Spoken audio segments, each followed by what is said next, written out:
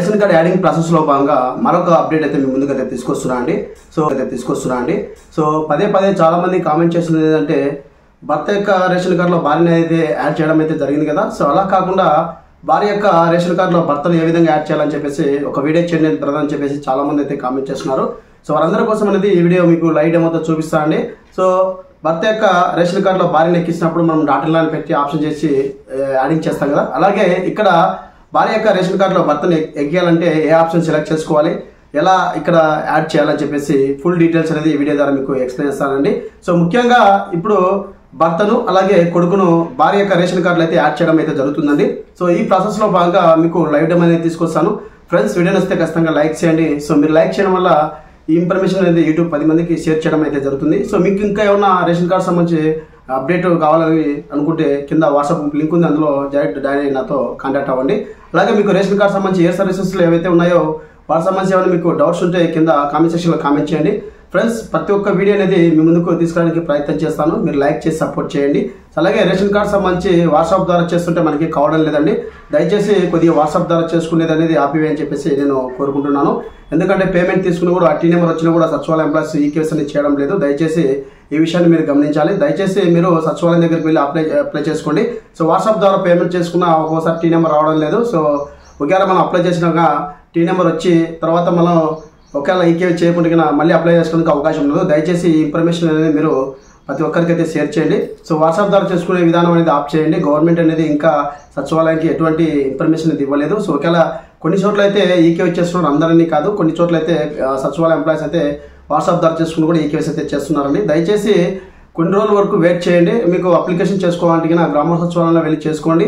అలాగే రేషన్ కార్డులో ఉన్నటువంటి ప్రతి ఒక్క ఇన్ఫర్మేషన్ అనేది మీ ముందుకు లైవ్ డెమోతో వీడియోనే తీసుకొస్తాను. అలాగే ప్రధానంగా భార్య యొక్క రేషన్ కార్డులో భర్తను అలాగే కొడుకును ఏ విధంగా యాడ్ చేయాలి, ఎలాంటి ఆప్షన్ సెలెక్ట్ చేసుకోవాలని చెప్పేసి ఈ వీడియో ద్వారా మీకు తెలియజేస్తాను.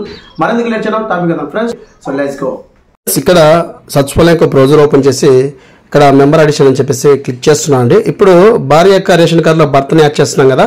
ఇప్పుడు మీకు చూపిస్తాను. హౌస్ హోల్డ్ మ్యాపింగ్ లో అడుగుతాను, ఆయన కూడా యాడ్ చేయొచ్చు అనమాట. సో మీకు క్లియర్ గా అర్థమయ్యే విధంగా చెప్దామని ఇక్కడ భార్య యొక్క హస్బెండ్ కదా, వారి యొక్క ఆధార్ నెంబర్ ఎంటర్ చేసి ఇక్కడ డీటెయిల్స్, బేసిక్ డీటెయిల్స్ అనేది ఇస్తున్నాను. ఇచ్చిన తర్వాత ఇక్కడ మనకి రేషన్ కార్డ్ యాడ్ చేసేటప్పుడు మొబైల్ నెంబర్ అయితే మీది వాడుకలో ఉన్నది ఇవ్వండి. సో దయచేసి మీకు క్లియర్గా అర్థమయ్యే విధంగా చెప్పాలనే ఉద్దేశంతో ఇట్లా చేస్తున్నాను. వీడియో ఎంత ఎక్కువ ఉందని చెప్పేసి ఎక్కడ స్కిప్ చేయద్దండి. నేను చేసే ప్రతి ఒక్క వీడియో అనేది మంచి ఇన్ఫర్మేషన్ మీకు ఇవ్వాలని చెప్పేసి ఉద్దేశంతో ఇలా చేస్తున్నానండి. అంటే మీకు క్లియర్గా హౌస్ హోల్డ్ మ్యాపింగ్లో లేకుండా కూడా భార్య యొక్క రేషన్ కార్డులో భర్త యాడ్ అవ్వడం జరుగుతుంది. సో మీకు క్లియర్గా లైవ్ డెమో అనేది చూపిస్తున్నా. సో డీటెయిల్స్ అని ఎంటర్ చేసి కంటిన్యూ క్లిక్ చేసిన వెంటనే ఇక్కడ భర్త అనేది భార్య యొక్క హౌస్ హోల్డ్ మ్యాపింగ్లో లేడు. సో మనకి ఈ సెక్రటరీ సంబంధించి హౌస్ హోల్డ్ మ్యాపింగ్లో లేరు. సో ఇతను వచ్చేసరికి బేదంచెర్ల అనమాట. సో బేదంచెర్ల అతన్ని కర్నూలు డిస్టిక్ సంబంధించి హౌస్ హోల్డ్ మ్యాపింగ్లో ఉన్నటువంటి భార్య యొక్క రేషన్ కార్డులో యాడ్ చేస్తున్నాం. సో ఇది మీరు వినాల్సిన ఇంపార్టెంట్ విషయం అన్నమాట. ఇప్పుడు నేను ఇక్కడ ఇతను హౌస్ హోల్డ్ మ్యాపింగ్లో లేడు, కానీ భార్య యొక్క రేషన్ కార్డులో ఈ అబ్బాయి యొక్క కొడుకు అలాగే ఈ అబ్బాయిని భార్య యొక్క రేషన్ కార్డులో మనం యాడ్ చేయడం జరుగుతుంది అనమాట live demo. So friends, video వస్తే మరొకసారి అడుగుతున్నాను, లైక్ చేయండి. సో మీరు లైక్ చేస్తే మరిన్ని వీడియో చేయడానికి నాకు ఇంట్రెస్ట్ అనేది రావడం జరుగుతుంది. సో ప్రతి ఒక్క ఇన్ఫర్మేషన్ మీ ముందుకు తీసుకురావడానికి ప్రయత్నం అయితే చేస్తాను.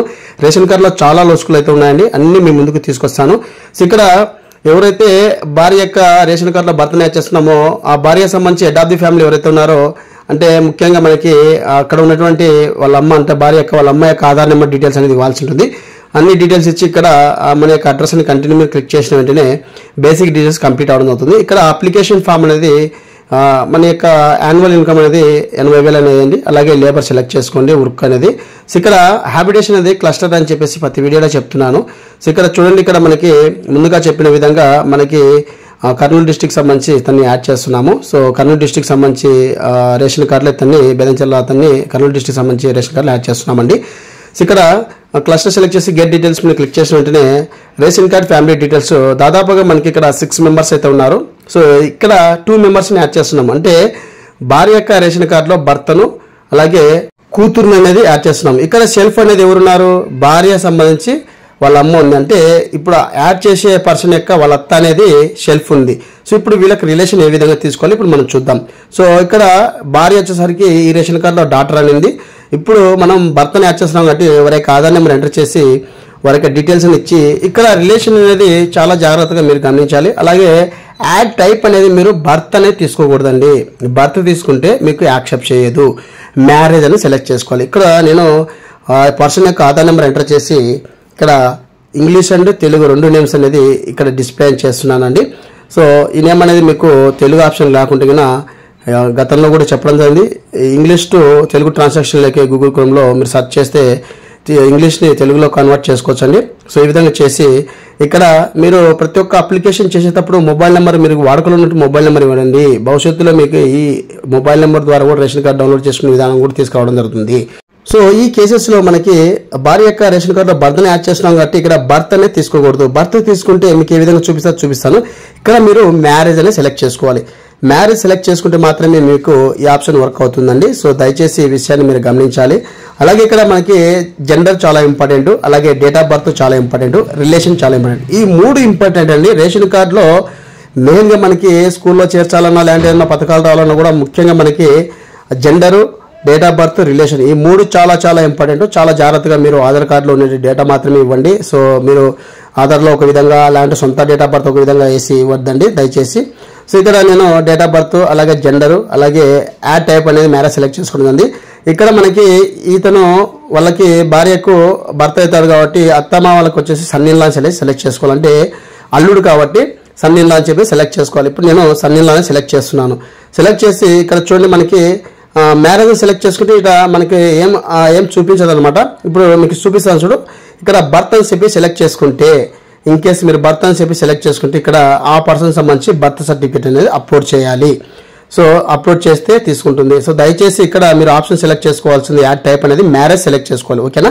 ఎవరైతే భార్య యొక్క రేషన్ కార్డులో బర్త్ని యాడ్ చేస్తున్నామో అప్పుడు యాడ్ టైప్ కింద మ్యారేజ్ సెలెక్ట్ చేసుకోవాలి. మ్యారేజ్ సెలెక్ట్ చేసుకుంటేనే ఈ అప్లికేషన్ అనేది సబ్మిట్ అవ్వడం జరుగుతుంది. అప్పుడు మనకి టీ నెంబర్ రావడం జరుగుతుంది. సో మరొకసారి చెప్తున్నానండి, gender, date of birth, relation చాలా ఇంపార్టెంట్. ఈ కేవై చేసేటప్పుడు రిలేషన్ కరెక్ట్గా లేకుంటే గినా చేంజ్ చేసుకోవడానికి అవకాశం ఉంటుంది. బట్ ఒకసారి కాకపోతే గినా ఈ అప్లికేషన్ అనేది రిజెక్ట్ అవ్వడం జరుగుతుంది. దయచేసి ఈ విషయాన్ని మీరు గమనించాల్సి ఉంటుందని చెప్పేసి కోరుకుంటున్నాను. ఇక్కడ భార్యకు భర్త అవుతాడు, అలాగే వాళ్ళ అత్తకు అల్లుడు కాబట్టి సన్నిలా చెప్పి సెలెక్ట్ చేసుకుంటాను. ఇక్కడ డాటర్ అనేది యాడ్ చేస్తున్నాం. అంటే ఇప్పుడు ఒకేసారి భర్తను అలాగే బిడ్డను అనేది యాడ్ చేస్తున్నాం. సో వారి యొక్క డీటెయిల్స్ అనేది ఎంటర్ చేసి ఇక్కడ మరి వీరికి కూడా ఎంతమంది అయితే యాడ్ చేస్తున్నాం అంతమందికి మొబైల్ నెంబర్ వాడుకలో ఉన్నది ఇవ్వండి. సో ఇక్కడ చాలా మంది కామెంట్స్ రైట్ చేస్తున్నారు. రేషన్ కార్డులు ఎంతమందిని యాడ్ చేసుకోవచ్చు అంటే ఎంతమందినైనా యాడ్ చేసుకోవచ్చు అండి. అంటే ఎక్కడ రేషన్ కార్డు లేకుంటే మీ రిలేషన్ కరెక్ట్గా ఉంటే ఎంతమందినైనా మనం యాడ్ చేసుకోవచ్చు అండి రేషన్ కార్డులో. ఈ కేసెస్లో మనకి భార్య యొక్క రేషన్ కార్డులో భర్తను అలాగే డాటర్ని యాడ్ చేస్తున్నాం కాబట్టి రిలేషన్ అనేది భర్తకు సన్నిలా పెట్టి బిడ్డకు వచ్చేసరికి గ్రాండ్ డాటర్ అని చెప్పేసి సెలెక్ట్ చేసి ఇక్కడ మనం కంటిన్యూ మీద క్లిక్ చేస్తే మన యొక్క అప్లికేషన్ అనేది కంప్లీట్ అవడం జరుగుతుందండి. సో ఇక్కడ నేను కంప్లీట్ చేయడం ఉంది. సేవ్ పేమెంట్ మీద క్లిక్ చేసిన వెంటనే ఇక్కడ మనకి ఒక టీ నెంబర్ అయితే వస్తుంది. సో ఈ విధంగా మీకు సంబంధించి ఎవరైతే భార్య యొక్క రేషన్ కార్డులో భర్తను కానీ పిల్లలు కానీ యాడ్ చేసుకోండి ఈ విధంగా అయితే యాడ్ చేసుకోండి. ఈ వీడియో ద్వారా మీకు అర్థమైందని చెప్పేసి అనుకుంటాను. ఈ ఇన్ఫర్మేషన్ మీకు నచ్చినట్లయితే ఖచ్చితంగా లైక్ చేసి సపోర్ట్ చేయండి. ఇదండి ఈ వీడియోలో అప్డేట్. వీడియో వస్తే లైక్ చేయండి, షేర్ చేయండి, సపోర్ట్ చేయండి. Thank you so much. జై హింద్.